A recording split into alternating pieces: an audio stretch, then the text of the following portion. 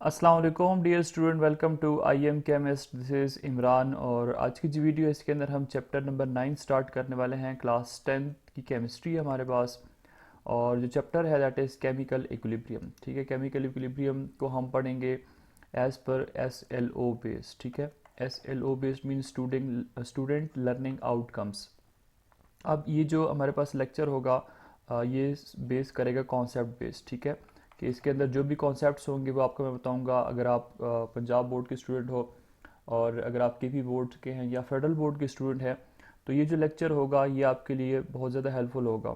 और याद रखें कि ये जो लेक्चर होगा इसके अंदर हम सिर्फ पंजाब टेक्स्ट बोर्ड को फॉलो नहीं करेंगे, बल्कि इसके अंदर जो मटेरियल होगा वो मैं आपके साथ शेयर करूँगा फेडरल बोर्ड की बुक से भी, और के पी की जो बोर्ड्स हैं उन बुक का भी जो मटेरियल है वो भी आपके साथ में शेयर करूँगा। So let's begin this video. अगर आपको वीडियो अच्छी लगती है तो प्लीज़ चैनल को सब्सक्राइब कर लीजिएगा और वीडियो को लाइक कीजिएगा। सो फर्स्ट हमारे पास है student learning outcome, student will be able to. ठीक है, जब हम ये पूरा की पूरा चैप्टर पढ़ लेंगे तो आप एज अ स्टूडेंट आपको इस चीज़ की समझ आ जाएगी कि केमिकल इक्विलिब्रियम क्या होता है, उसकी डेफिनेशन आपको आ जाएगी और उसके बाद रिवर्सिबल रिएक्शन क्या होता है ये भी आपको समझ आ जाएगी। और ये हमारे पास होता है क्या चीज़, दिस इज़ अंडरस्टैंडिंग बेस्ड। ठीक है, इसमें हम लोग एक्चुअली तीन चीज़ों को देख रहे होते हैं। एक ये आपके पास अंडरस्टैंडिंग बेस्ड है, दूसरा आपके पास अप्लाइंग बेस्ड है। तो ये चीज़ें जो है ये हम सारी की सारी डिस्कस करने वाले हैं। Right both the forward and reverse reaction and describe the macroscopic characteristics of each. ठीक है, आपके पास लेट से आपके पास एक रिएक्शन है जिसमें रिएक्टेंट ए और बी रिएक्ट करके सी प्लस डी बना लेते हैं। ठीक है, अब इसके लिए आप फॉरवर्ड रिएक्शन कैसे लिखोगे, बैकवर्ड रिएक्शन कैसे लिखोगे, और जब एक दफ़ा इक्विलिब्रियम जो है वो एस्टेब्लिश्ड हो जाए तो उसके बाद मैक्रोस्कोपिक कैरेक्टरिस्टिक्स कौन सी होती हैं ये भी आप लोग सीख लोगे। और उसके बाद define law of mass action. ठीक है, अब लॉ ऑफ मास एक्शन क्या है, किसने प्रपोज किया था, इसकी यूजेस क्या हैं, क्यों इसको फाइंड आउट करते हैं, इक्विलिब्रियम कांस्टेंट क्या होता है, उसकी यूनिट्स क्या होती हैं, ये सारे के सारे हम इस चैप्टर के अंदर डिस्कस करने वाले हैं। State the necessary condition for the equilibrium and the way that equilibrium can be recognised. अब उसके बाद हम पढ़ेंगे कि इक्विलिब्रियम की कौन कौन सी ऐसी कंडीशंस होती हैं और ऐसे कौन से तरीके हैं जिसके तहत हम जो है तो इक्विलिब्रियम को फाइंड आउट कर सकते हैं किसी भी केमिकल रिएक्शन का।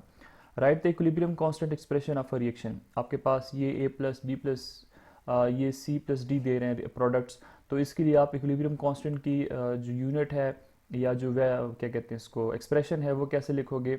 ये हम लिखते हैं सी कॉन्सेंट्रेशन ऑफ सी और concentration of D divide by concentration of A और कॉन्सेंट्रेशन ऑफ बी, ये कैसे लिखते हैं ये सारा के सारा हम इस चैप्टर के अंदर डिस्कस करने वाले हैं।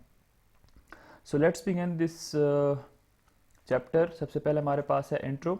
इंट्रोडक्शन में क्या बता रहे हैं, generally we presume that most chemical and physical changes proceed to completion. कहता है कि हमारे पास हमारी ये थिंकिंग होती है, हम ये एज्यूम करते हैं कि अगर आपके पास कोई भी रिएक्टेंट है, लेट से वो ए है और वो कन्वर्ट हो जाएगा किधर, प्रोडक्ट पी के अंदर। ठीक है, ये आपके पास क्या है, दिस इज ए को हम एज्यूम करते हैं कि हमारे पास क्या है, रिएक्टेंट है, और पी जो है ये हमारे पास कन्वर्ट हो जाएगा किधर, प्रोडक्ट के अंदर। ए जो है वो कन्वर्ट हो गया प्रोडक्ट के अंदर। कहते हैं हमारी थिंकिंग ये होती है कि जितनी हमारे पास केमिकल या फिजिकल चेंजेस हैं वो हमेशा क्या होते हैं, कंप्लीट हो जाते हैं। A complete reaction is one in which all the reactant have been converted into product. अब कंप्लीट रिएक्शन क्या है कि जिसमें एक जो रिएक्टेंट है या एक से ज़्यादा रिएक्टेंट्स हैं वो सारे के सारे कन्वर्ट हो जाते हैं किधर, प्रोडक्ट के अंदर। ठीक है, जैसे फॉर एग्जांपल आपको मैं अगर वैसे जनरल एक एग्जांपल दूं, आप क्या करो, आप एक जग ले लो। ठीक है, जग के अंदर आपने क्या ऐड किया, शुगर भी ऐड कर दिया आपने, इसके अंदर वाटर भी ऐड कर दिया आपने, जामी शीरी या रूह अफ़ज़ा भी ऐड कर दिया आपने, उसको शेक किया, शेक करने के बाद उसे क्या बन गया, शरबत बन जाती है। अब ये जो शरबत है ये आपके पास क्या है, दिस इज़ द प्रोडक्ट। आपने इसके अंदर रिएक्टेंट क्या ऐड किए थे, आपने शुगर भी ऐड किया था, आपने रूह अफ़ज़ा भी ऐड किया था और आपने इसके अंदर वाटर भी ऐड किया था। ठीक है, अब ये तीन जो हैं दीज आर यूर रिएक्टेंट्स, और इससे बना क्या, शरबत बन गई। तो अब ये जो शरबत है ये क्या चीज़ है, दिस इज योर प्रोडक्ट। तो कहता है कि कंप्लीट रिएक्शन में क्या होता है कि रिएक्टेंट जो है वो क्या हो जाते हैं, कंप्लीटली कन्वर्ट हो जाते हैं प्रोडक्ट के अंदर, और प्रोडक्ट की एबिलिटी नहीं होती है कि वो वापस आ जाए। However, most chemical reactions do not go to completion because product react themselves to form the reactant. अब कहता है कि ये ज़रूरी नहीं है कि सारे के सारे रिएक्टेंट जो है वो प्रोडक्ट के अंदर ही हमेशा कन्वर्ट होंगे। सम टाइम ऐसा होता है कि अगर एक केमिकल रिएक्शन हो रहा है उसमें रिएक्टेंट है, ठीक है, वो कन्वर्ट हो जाता है किधर, प्रोडक्ट के अंदर। अब प्रोडक्ट की एबिलिटी होती है कि वापस दोबारा सी रिएक्टेंट में कन्वर्ट हो जाते हैं, रिकन्वर्ट हो जाते हैं। तो अब ऐसे जो रिएक्शन होते हैं इसको हम क्या कहते हैं, these are known as reversible reaction. अब ऐसे जो रिएक्शंस होंगे जिसमें रिएक्टेंट एक दफ़ा कन्वर्ट हो जाता है प्रोडक्ट के अंदर और प्रोडक्ट जो है वो दोबारा से रिकन्वर्ट हो जाता है किसके अंदर, रिएक्टेंट के अंदर। तो ये जो हमारे पास रिएक्शन होते हैं these are the reversible reaction. As a result after some time no further changes takes place. अब होता क्या है, ऐसे जो केमिकल रिएक्शन होते हैं जिसके अंदर रिएक्टेंट प्रोडक्ट और प्रोडक्ट जो है दोबारा से रिएक्टेंट के अंदर कन्वर्ट होता है, इसमें सम टाइम के बाद हम देखते हैं कि उसके अंदर कोई भी चेंज जो है वो नहीं आ रही होती है। quantities of reactant and product remain unchanged and it seems that the reaction has stopped। अब ये जो रिएक्टेंट है, जितने रिएक्टेंट होता है उतना हमारे पास क्या बन जाता है, प्रोडक्ट बन जाता है। और हम यूँ लगता है कि रिएक्टेंट और प्रोडक्ट की जो कंसंट्रेशन है, ये जो अमाउंट है, ये जो क्वांटिटी है, मतलब मिकदार है, वो क्या होती है, हम यूँ लग रहा होता है कि ये बिल्कुल सेम है और इस जगह पे आके रिएक्शन जो है वो बिल्कुल स्टॉप हो चुका है। In fact these reaction do not stop. लेकिन एक्चुअली क्या होता है कि जब हम इसको केमिस्ट्री के हिसाब से देखते हैं, ये रिएक्शन स्टॉप नहीं होते, रादर ये कंटिन्यूसली हो रहे होते हैं। Rather they take place on both direction. Both direction का मतलब क्या है कि लेफ्ट टू राइट और राइट टू लेफ्ट, ठीक है। ये रिएक्टेंट है, ये हमारे पास प्रोडक्ट है, ये पहले कन्वर्ट हो जाता है किधर, प्रोडक्ट के अंदर, प्रोडक्ट रिकन्वर्ट हो जाता है रिएक्टेंट के अंदर at equal rate and attain the equilibrium state. अब क्या होता है कि मतलब जो आपको मैंने बताया ना कि रिएक्टेंट प्रोडक्ट और प्रोडक्ट जो है रिएक्टेंट के अंदर लेफ्ट टू राइट और राइट टू लेफ्ट हो रहे होते हैं। इसमें होता है क्या है कि इनके जो रेट होता है, ठीक है, रेट क्या होता है, rate concentration per unit time, ठीक है।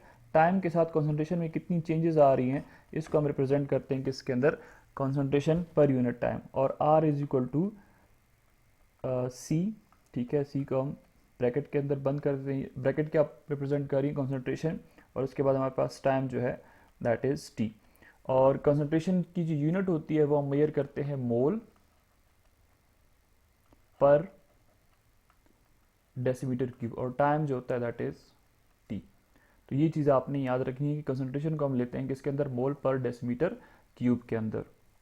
और ये जो स्क्वायर ब्रैकेट होती हैं ये रिप्रेजेंट करती हैं किस चीज़ को, कॉन्सेंट्रेशन को। ये जो स्क्वायर ब्रैकेट हैं these represent what, these represent concentration. Concentration actually क्या चीज़ है, अगर आप सादे से अल्फाज में देखते हो तो कॉन्सेंट्रेशन मीन्स अमाउंट, मिकदार जो होती है ना उसको क्या कहते हो, कॉन्सेंट्रेशन।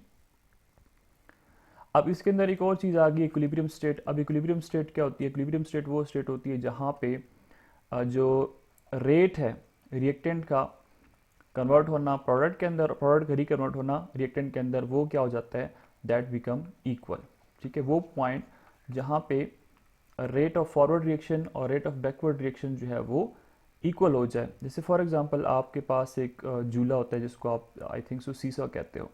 अब इसमें क्या होता है कि एक बंदा यहाँ पे बैठा हुआ है, एक बंदा यहाँ पे बैठा हुआ है, इसका भी वेट 50 kg है, इसका भी वेट क्या है 50 kg है। अब अगर ये 50-50 होगा तो ये बिल्कुल स्ट्रेट लाइन होगी ना, बिल्कुल स्ट्रेट हमारे पास ये दो बंदे बैठ जाएंगे यहाँ पे, तो हम कहेंगे कि इस जगह पे क्या हुआ है, इक्विलिब्रियम आ गया हुआ है। लेकिन अगर इस पे आप 5 kg का एक और छोटा सा बच्चा बैठा दोगे तो इसका वेट क्या कर जाएगा, इसका वेट यहाँ पे नीचे आ जाएगा, तो हम कहेंगे इक्वल नहीं है। इस वक्त जो है ये जो है 55 kg हो जाएगा ना, 50 + 5 55 kg, इसका वेट ज़्यादा है तो इस ये जो है थोड़ा सा नीचे आ जाएगा और वो ऊपर चला जाएगा।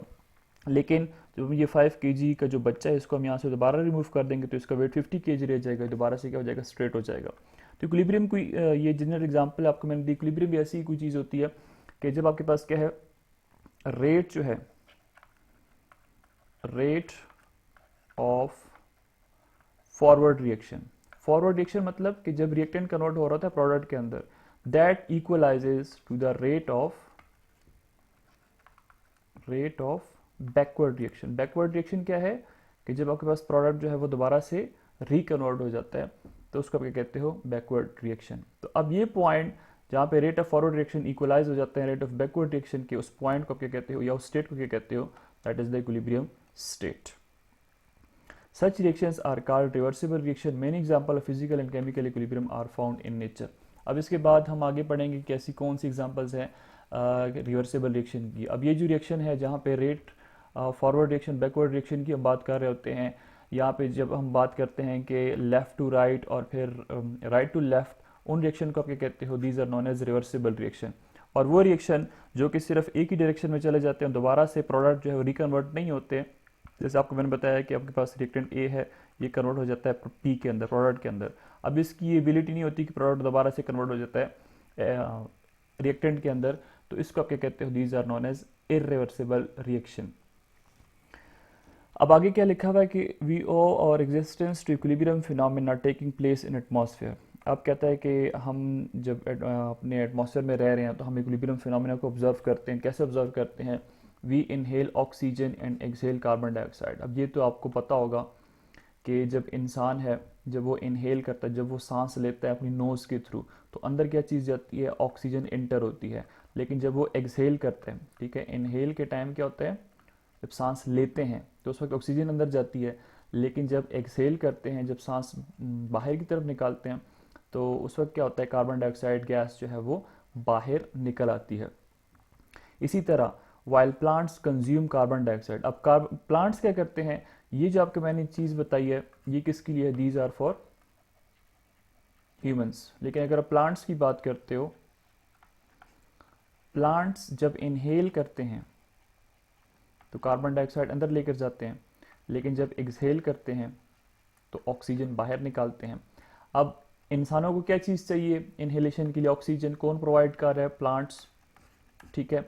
और प्लांट्स को क्या चाहिए होता है, इनहेल क्या करते हैं, कार्बन डाइऑक्साइड, और वो कहाँ से निकल रहा है, वो ह्यूमन से निकल रहा है। तो अब आप यहाँ पे देख सकते हो कि ये जब इनका रेट इक्वल होगा तो यहाँ पे हमारे पास जो एटमॉस्फेयर है हमारा, जिस एटमॉस्फेयर के अंदर हम लोग रह रहे हैं, वहाँ पे क्या होगा, एक इक्विलिब्रियम जो है वो स्टैब्लिश्ड होगा। लेकिन अगर हम यूँ करेंगे कि प्लांट्स जो हैं उनको काटना स्टार्ट कर देंगे, प्लांट्स क्या करेंगे, काटना स्टार्ट करेंगे, तो ह्यूमन जो कार्बन डाइऑक्साइड बाहर निकालेंगे, रिलीज करेंगे बॉडी से, उनको इनहेल कौन करेगा, उनको जो रिसाइकलिंग है कार्बन डाइऑक्साइड की वो कैसे होगी, पॉसिबल नहीं होगी। इसलिए ये कहा जाता है कि आप ज़्यादा से ज़्यादा प्लांट्स लगाएं, ज़्यादा से ज़्यादा फॉरेस्ट होने चाहिए किसी भी कंट्री के अंदर, और ताकि जो हमारे पास जो कार्बन डाइऑक्साइड की कंसनट्रेशन है उसको लो किया जा सके। अदरवाइज़ फिर क्या होता है कि ग्रीन हाउस इफेक्ट जो है वो आगे हम पढ़ेंगे क्या कहते हैं एनवायरमेंटल केमिस्ट्री के अंदर, वहाँ पे उसको डिस्कशन करेंगे कि कार्बन डाइऑक्साइड कैसे जो है तो इफेक्ट कर सकता है एटमॉस्फेयर को। This natural process is responsible for the existence of life on earth. अब ये जो प्रोसेस है ह्यूमंस का इनहेल करना ऑक्सीजन और फिर एक्सहेल करना कार्बन डाइऑक्साइड, सिमिलरली प्लांट्स का इनहेल करना कार्बन डाइऑक्साइड और एक्सहेल करना ऑक्सीजन, ये क्या होता है कि ये केमिकल प्रोसेस है, ठीक है, जो इन्वायरमेंट के अंदर हो रहा होता है, और ये एक नेचुरल प्रोसेस है, और इसी की वजह से जो लाइफ है अर्थ में वो हो रही है। अगर ये नहीं होगा, मतलब इसमें से प्लांट्स को अगर आप हटा देते हो तो कार्बन डाइऑक्साइड कंसनट्रेशन इंक्रीज कर जाएगी और ऑक्सीजन कंसनट्रेशन जो है वो कम कर जाएगी। Many environmental systems depend for their existence on delicate equilibrium phenomena। अब कहता है बहुत सारे जो इन्वायरमेंट के सिस्टम हैं वो इसी इक्विलिब्रियम फिनोमेना के ऊपर ही बेस्ड कर रहे होते हैं। For example concentration of gases in lake water is governed by the principle of equilibrium. अब अगर आपके पास लेक है, ठीक है, लेक क्या कहते हैं, लेक कहते हैं नदी को, लेक कहते हैं किसी को, नदी को। कहते हैं अगर आपके पास लेक है, वहाँ पे क्या होती है कि उस वाटर के अंदर गैसेस होती हैं। अब उनकी कंसंट्रेशन अगर उनके अंदर अप डाउन आ जाता है, कम हो जाती है, ज़्यादा हो जाती हैं, तो फिर जो लाइफ होगी, जो एक्वेटिक लाइफ होगी, या उसके अंदर जो प्लांट्स होंगे या एनिमल होंगे, मेरीन लाइफ या एक्वेटिक लाइफ होगी, वो क्या हो जाएंगी, उनकी जो लाइफ है वो डिस्टर्ब हो जाएगी। The lives of aquatic plant, aquatic means aqua, aqua का मतलब होता है वाटर, ठीक है। प्लांट्स तो आपको पता है पौधों को कहते हैं, एनिमल आपको पता है जानवरों को कहते हैं। सो वो प्लांट्स जो कि पानी के अंदर रहते हैं उनको आप एक्वेटिक प्लांट्स कहते हैं, और वो एनिमल लाइक फिशेज हो गई हैं, तो जो कि पानी के अंदर रहती हैं उनको क्या कहते हो, these are the aquatic animals, are indirectly related to concentration of dissolve oxygen in water. अब कहता है कि वाटर के अंदर क्या होता है, डिजॉल्व ऑक्सीजन होती है। अब अगर उसकी कंसंट्रेशन के अंदर इम्बैलेंस आएगी, ठीक है, अगर उसकी कंसंट्रेशन कम या ज़्यादा हो जाएगी, तो जो भी एक्वेटिक लाइफ है, ये जो मेरीन लाइफ है, जो वाटर के अंदर रहने वाली लाइफ है, वो क्या हो जाएगी, वो उसकी जो लाइफ है वो डिस्टर्ब हो जाएगी। उस तरह इस तरह इनकी जो डेथ के चांसेस है वो ज़्यादा होते हैं। अब यहाँ पे आपको पिक्चर दिखाई गई है, कार्बन डाइऑक्साइड जो है वो कौन एक्सहेल कर रहा है, ह्यूमन क्या करते हैं, एक्सहेल करते हैं। जब सांस बाहर निकालते हैं तो फिर क्या होता है कि कार्बन डाइऑक्साइड बाहर निकालते हैं, और वही कार्बन डाइऑक्साइड कौन इनहेल कर लेता है, प्लांट्स। प्लांट्स क्या करते हैं, उसी कार्बन डाइऑक्साइड को इनहेल कर लेते हैं। सिमिलरली एक्सहेल क्या करते हैं प्लांट्स ऑक्सीजन को, और इनहेल कौन कर रहा है ऑक्सीजन को, ह्यूमंस कर रहे हैं। तो ये क्या होता है, इनके बीच में एक इक्विलिब्रियम जो है वो इस्टेब्लिश्ड हो जाती है। तो उसको हम ऐसे लिख सकते हैं जैसे ऑक्सीजन और कार्बन डाइऑक्साइड। तो ये जो है ये जो साइन है इसको हम नेक्स्ट टॉपिक के अंदर डिस्कस करेंगे। ये साइन क्या रिप्रेजेंट कर रहा है, दिस रिप्रेजेंट रिवर्सिबल रिएक्शन। ठीक है, तो ये हमारे पास था introduction to this chapter. I hope so आपको वीडियो अच्छी लगी होगी। तो नेक्स्ट जो पार्ट होगा उसके अंदर हम पढ़ेंगे reversible reaction and dynamic equilibrium. So thanks for watching and stay connected with I am chemist.